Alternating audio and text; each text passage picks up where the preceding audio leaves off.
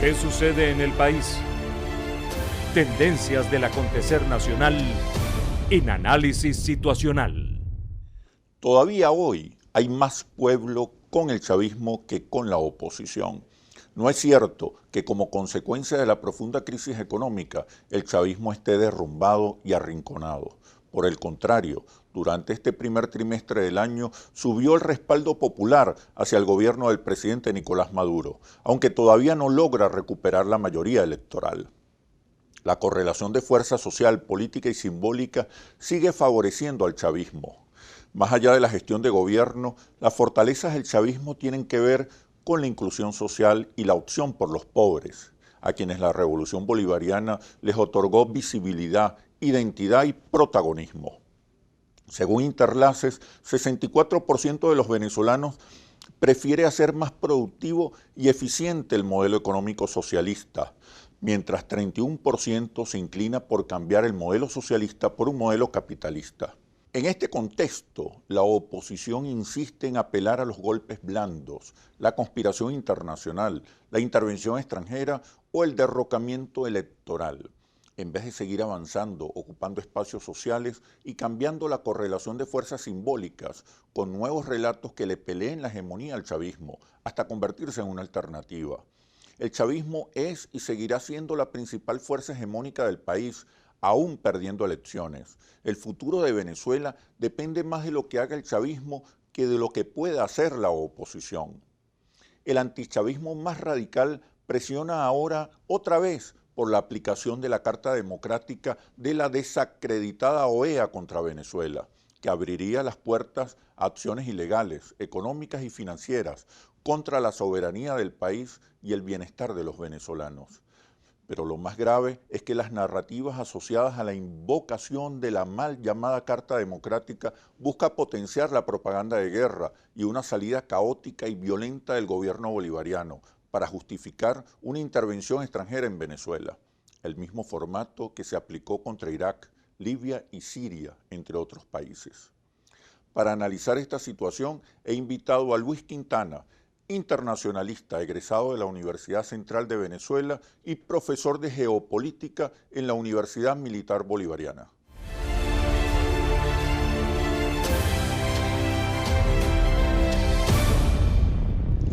Bienvenido, Luis. ¿Cómo estás? Muchas gracias por la invitación. ¿Cuáles son los riesgos que enfrenta Venezuela en caso de aplicarse la Carta Democrática de la OEA? Bueno, la Carta Democrática establece dos cuestiones. La primera es la activación de gestiones diplomáticas. Aunque el secretario general de la OEA ha dicho que esas gestiones han fracasado, esas gestiones realmente nunca han sido aprobadas en el seno de la OEA. Tendrían que activarse las gestiones diplomáticas en primer lugar para verificar la situación de una supuesta ruptura del orden constitucional y democrático en Venezuela. Y una vez que se verifique que esas gestiones diplomáticas han fracasado, la Asamblea General de la OEA, que es la reunión de los cancilleres del continente, podría decidir la suspensión de Venezuela de la OEA. ¿Qué significa eso? Esa es la única disposición que establece la Carta en relación a una sanción a uno de los Estados miembros de la organización.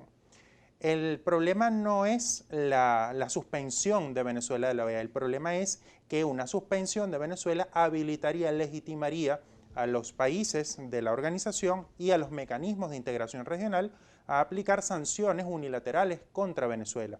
Por ejemplo, el Mercosur tiene el protocolo de Ushuaia, que establece una serie de sanciones si se produce una ruptura del orden democrático. Bueno, sanciones de carácter económico, comercial, diplomático, consulares, etc. Pueden bloquearnos la entrada de alimentos al país, pueden bloquear también transacciones financieras de Venezuela. Actualmente Venezuela, en los hechos, vive limitaciones para algunas transacciones financieras transnacionales, eso se ha denunciado oportunamente, pero una validación o una aplicación de la Carta Democrática al punto de una suspensión de Venezuela podría habilitar a países inclusive como Estados Unidos a extender las sanciones que ya han sido aprobadas, por ejemplo, en el seno del Congreso o en el seno del propio gobierno de Estados Unidos.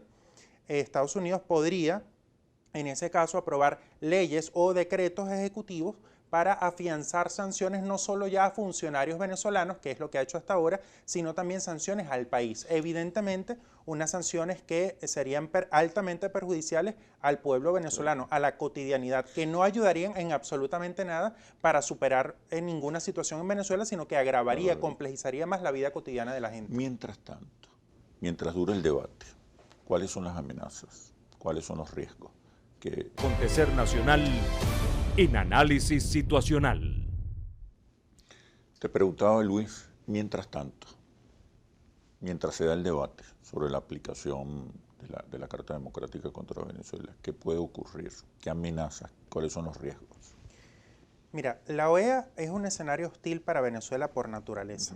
La OEA ha sido plataforma de intervenciones o de legitimación de intervenciones de Estados Unidos en el continente latinoamericano durante toda su historia, desde 1948, cuando se creó. Evidentemente es un escenario hostil porque está controlado por el principal adversario político de Venezuela en el mundo, que es Estados Unidos. Y además porque no se le respetan o no se les han respetado las garantías de igualdad soberana de los estados. En este caso no se le ha respetado a Venezuela. A Venezuela no se le ha dado la oportunidad de ser escuchado oportunamente, no se le ha dado la oportunidad de defenderse oportunamente con las condiciones que debe tener un Estado miembro que debe gozar con todas las garantías y derechos como lo gozan los demás estados. Hay estados que por ser aliados de Estados Unidos tienen privilegios que no tiene Venezuela, por ser uno de los adversarios a los intereses de Estados Unidos. Es un escenario de riesgo porque es un escenario muy manipulable. Sin embargo, no obstante estas limitaciones, Venezuela no tiene las manos atadas. Venezuela todavía tiene capacidad de maniobra, de negociación política, diplomática, directa, que ha sido efectiva en otras ocasiones. Sí, sí. En situaciones adversas como las que estábamos el año pasado, donde se podría haber calculado que Venezuela iba a perder el escenario de la OEA y que iba a aprobarse la aplicación de la Carta, pues pasó exactamente lo contrario. Sin tener inclusive la mayoría de los votos, entre las abstenciones y los votos en contra, detuvo la aplicación de la Carta. Es decir, no estaban ni siquiera, no tenían los 18 votos que haría falta para considerar la discusión sobre la aplicación de la Carta Democrática. Ahora, Luis, eso no significa que ese escenario no se pueda repetir. Afecta el debate? ¿De qué manera afecta el debate? Independientemente de que se logre o no aplicar la Carta Democrática, hay riesgos, hay amenazas. Claro. Por ejemplo, desde el punto de vista de la opinión pública, se crean las condiciones para una arremetida contra Venezuela. Claro, es que buena parte de la intención que está detrás de toda esta discusión sobre la aplicación o no de la Carta Democrática es la deslegitimación y el aislamiento de Venezuela. La deslegitimación del gobierno venezolano, por supuesto con la tilde de ser un gobierno supuestamente antidemocrático y dictatorial, y evidentemente la amenaza que podría resultar para un país como el nuestro, en una situación tan compleja como la que estamos desde el punto de vista económico, ser objeto de posibles sanciones tras la aplicación de la Carta. O se bloquean las líneas de crédito, financiamiento externo. ¿Sí? Claro, las sanciones pueden ser múltiples. Vimos el caso de Honduras. En el caso de Honduras es diferente porque, bueno, allí hubo un gobierno democrático que fue derrocado por la fuerza, caso que no está ocurriendo evidentemente en Venezuela. Y en esa oportunidad la OEA decidió suspender a Honduras de la participación en las distintas instancias de la organización. Y tanto el sistema de integración centroamericano, los países centroamericanos, Venezuela, el propio Estados Unidos, la Unión Europea, el Banco Mundial, el Fondo Monetario Internacional, le cerraron todas las vías y las transferencias de crédito, le cerraron las vías comerciales terrestres. ¿Eso es lo que realmente se está buscando en Venezuela? Yo creo que sí, la oposición está calculando mal, está calculando que les beneficiaría a ellos eventualmente en un escenario electoral que a Venezuela en este momento le vaya peor de lo que le va, y están buscando el atajo de la OEA ante la incapacidad que han tenido de sentarse a dialogar con el gobierno nacional. Se mantiene la estrategia insurreccional. Así es, entonces, yo creo que en el fondo la estrategia de apelar a la OEA y a instancias internacionales es parte de los atajos golpistas que ha tenido la oposición. Han fracasado en las vías internas, fracasaron en utilizar la Asamblea Nacional como vía insurreccional o como mecanismo para derrocar al gobierno del presidente Nicolás Maduro, y ante esos fracasos acuden a instancias internacionales en donde tienen relativa cabida. En la OEA han tenido cabida porque, bueno, tienen un secretario general que les ha servido a esa estrategia. y tienen además a Estados Unidos promoviendo esa estrategia. Ahora el presidente Donald Trump se ha conectado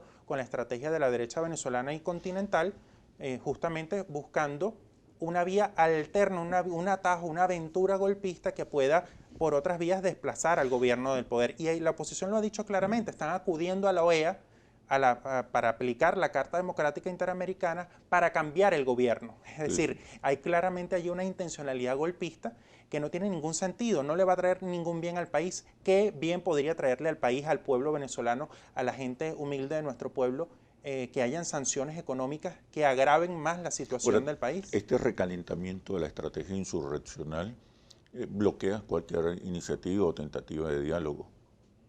Sí, lamentablemente la oposición se ha autoinhabilitado para dialogar. Hay contradicciones internas en la oposición que se han visto públicamente, de hay unos que sí apuestan al diálogo. Hay mucha gente racional en la oposición que dice, bueno, la única forma de plantear una alternativa al país es a través del diálogo con el gobierno, con los actores de la revolución. Y sin duda alguna esa es la única vía pacífica, racional, constitucional incluso, para poder plantearle al país alternativas que hasta ahora no se le han planteado desde la oposición. Y hay otro sector que quiere los atajos, que quiere vías rápidas, que quiere salidas bruscas, violentas. El objetivo es el derrocamiento. Y que quieren en el fondo una intervención extranjera. Y el objetivo es entonces el derrocamiento, el derrocamiento del desaparición, gobierno. Porque no aniquilamiento. tienen capacidad política. Pareciera que renuncian a su capacidad política de convencer a su propia gente de movilizarse. Han fracasado notoriamente las movilizaciones que ha promovido la oposición. Han fracasado las iniciativas institucionales que emprendieron desde la Asamblea Nacional. Cometieron el error de anular la Asamblea Nacional. La Asamblea Nacional no está anulada porque lo haya dicho el TSJ, está anulada porque la mayoría de la Asamblea Nacional, que es de la oposición, decidió de forma autónoma desobedecer, desconocer la autoridad del Tribunal Supremo de Justicia, algo que no ocurre en ningún país del mundo. Ahora, ¿cómo explicar? Porque el chavismo sigue siendo una fuerza social, política y simbólica fundamental, significativa. Es la fuerza hegemónica más importante del país. La oposición se beneficia del voto castigo, pero todavía no se ha convertido en una alternativa. Si la oposición entendiera que tiene muchas posibilidades de victorias electorales, debería más bien buscar acuerdos, consensos, que le proporcionaran estabilidad social y política al país, incluso cuando ellos sean gobierno. Claro, ¿Qué están pensando en el fondo? Claro, la oposición no es un bloque homogéneo, lo decía. Hay actores racionales dentro de la oposición que apuestan al diálogo, pero privan dentro de la correlación interna de la oposición las fuerzas más radicales, las fuerzas más extremistas, y son las que en el fondo están marcándole lamentablemente la pauta de la agenda. ¿No están buscando consensos, consentimientos, acuerdos? No, evidentemente no. ¿Qué están buscando entonces? Están buscando generar las condiciones de un estallido social o de un golpe de Estado, porque no hay otra alternativa. Mira, a ver, cuando acuden a una autoridad extranjera a pedir la intervención en Venezuela por distintas vías, ¿qué están buscando? Están buscando bloquear las posibilidades de que Venezuela pueda salir de la situación tan compleja en la que está desde el punto de vista económico y político. Cuando acuden a atajos institucionales desde la Asamblea Nacional pidiendo la renuncia o declarando el abandono del cargo del presidente o pidiendo un juicio político que no está en la Constitución, ¿qué están buscando? Están buscando acelerar un proceso que no corresponde constitucionalmente en este momento, que es desplazar al gobierno. Cuando están pidiendo elecciones antes de tiempo, elecciones presidenciales antes de tiempo, ¿qué están buscando? Están buscando justamente una vía que no está planteada en la Constitución, pero que sin duda alguna hacerlo a destiempo, hacerlo como no corresponde, implicaría una confrontación que inclusive puede ser violenta. No solo ya una confrontación institucional entre los poderes públicos, sino una confrontación violenta.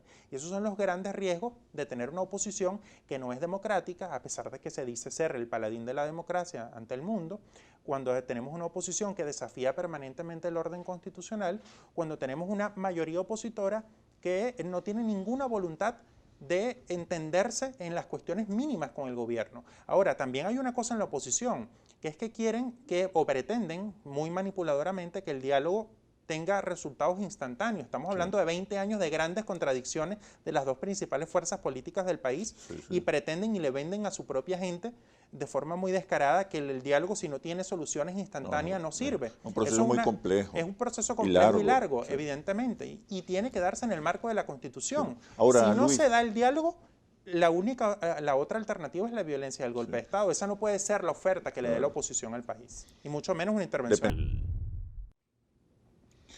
Luis, ¿qué debe hacer Venezuela? ¿Quedarse o salir de la OEA? Mira, en primer lugar, habría que decir que la OEA es un escenario que siempre ha sido cuestionado por Venezuela. Venezuela ha desafiado el orden interno de la OEA en múltiples momentos, lo ha cuestionado de raíz, su historia, sus protagonistas, su estructura, su permanente hostilidad contra nosotros también ha hecho que Venezuela legítimamente la rechace como organización. Sin embargo, es un espacio de interlocución regional, es decir, de América Latina y el Caribe con Estados Unidos y Canadá. Y la correlación de fuerzas es el único espacio que tiene, de hecho, institucional, es el único espacio con el que cuenta Venezuela y la región para dialogar de tú a tú con Estados Unidos. Y creo que en eso ha servido. Ha servido justamente para podernos decir las verdades, podernos confrontar directamente con Estados Unidos en múltiples ocasiones.